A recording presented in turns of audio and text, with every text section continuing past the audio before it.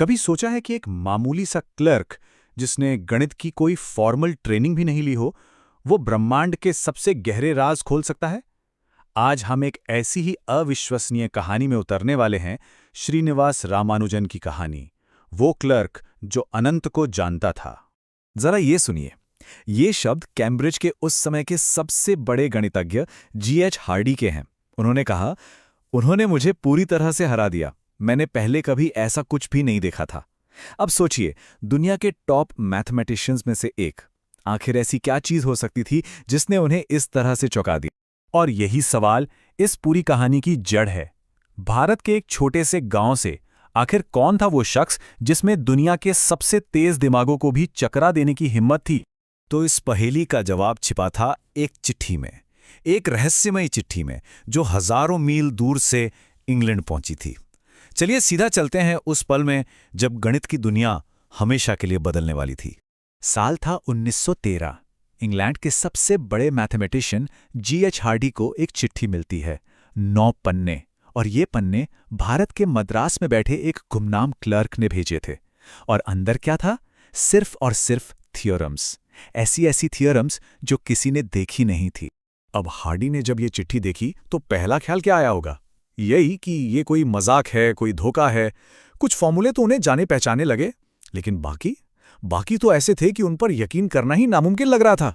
पर फिर हार्डी ने सोचा कि ये फॉर्मूले इतने कमाल के हैं, इतने अनोखे हैं कि अगर ये सच नहीं है तो इन्हें बनाने के लिए जो कल्पना चाहिए वो तो किसी जीनियस के पास ही हो सकती है। और बस उन्हें समझ आ गया, ये किसी सनकी का नहीं बल्कि एक असली जीनियस का काम। तो सवाल फिर वही, आखिर कौन था ये मद्रास का क्लर्क? कौन था वो इंसान जो गुमनामी और गरीबी में जी रहा था, लेकिन जिसके दिमाग में गणित का तूफान चल रहा था? चलिए जानते हैं उसकी शुरुआती जिंदगी के बारे में। देखिए, उनकी कहानी शुरू से ही असाधारण थी। सिर्फ 12 साल की उम्र में उन्होंने बिना किसी के मदद के एडवांस ट्रिग्नोमेट्री सीख ली थी। फिर 16 की उम्र में उन्हें एक किताब मिली और बस वहीं से उनकी रिसर्च की आग भड़क उठी। लेकिन उनका ध्यान सिर्फ और सिर्फ मैथ्स पर था। इतना कि 1906 में बाकी सब्जेक्ट्स में फेल होने की वजह से उनकी कॉलेज स्कॉलरशिप भी चली गई। और 1912 आते आते हालत ये थी कि वो अपना गुजारा करने के लिए एक क्लर्क की छोटी मोटी नौकरी कर रहे थे और खाली वक्त में अपनी नोटबुक को अनगिनत थ्योरम से भर रहे थे।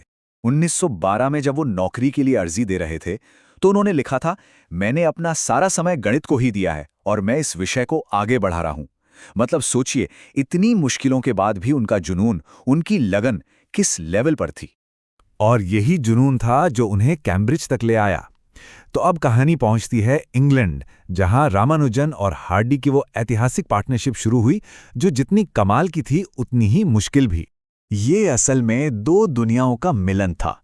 एक तरफ थे रामानुजन, जिनका था प्योर इंट्यूशन। उन्हें तो जवाब जैसे सपनों में दिखते थे, वो एक ही बार में पूरी तस्वीर देख लेते थे।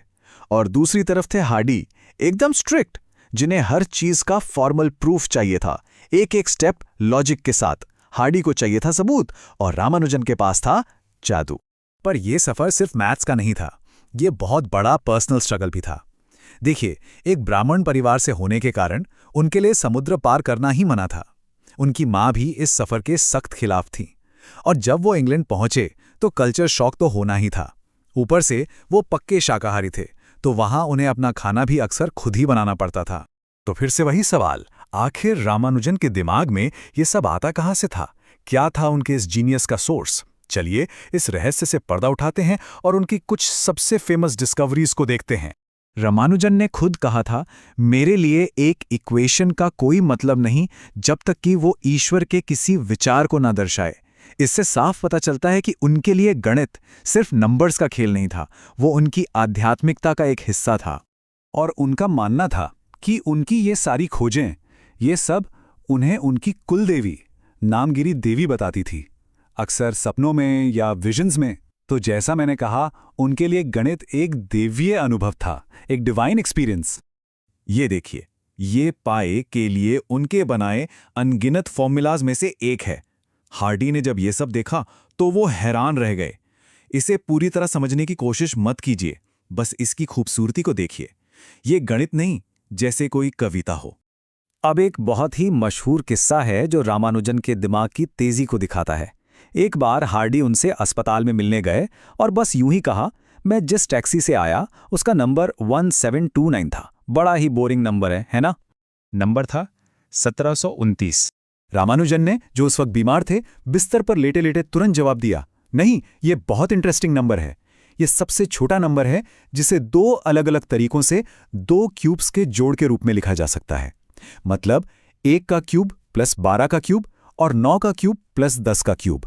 दोनों का जवाब 1729 ही आता है। ये किस्सा बताता है कि जहां बाकियों को सिर्फ एक नंबर दिखता था, रामानुजन को उसके पीछे का पूरा पैटर्न दिखता था। रामानुजन इस दुनिया में भले ही ज्यादा वक्त नहीं रहे, लेकिन वो जो विरासत छोड़ गए वो हमेशा जिंदा रहेगी। चलिए देखते हैं कि उनका काम आज भी हमारी दुनिया पर कैसे असर डाल रहा है।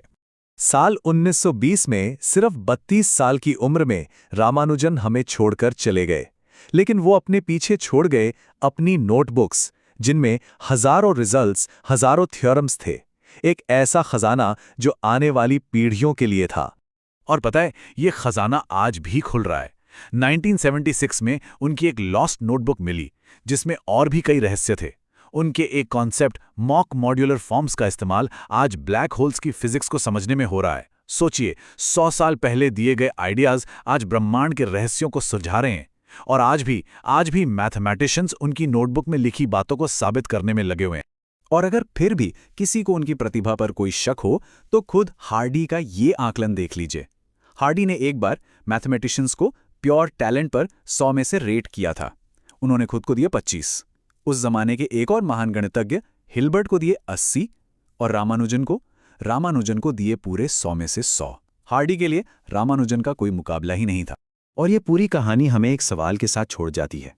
दुनिया में न जाने ऐसे और कितने रामानुजन होंगे जो बस एक मौके का इंतजार कर रहे हैं कि कोई उनकी बात सुन ले, कोई उनके काम को देख ले।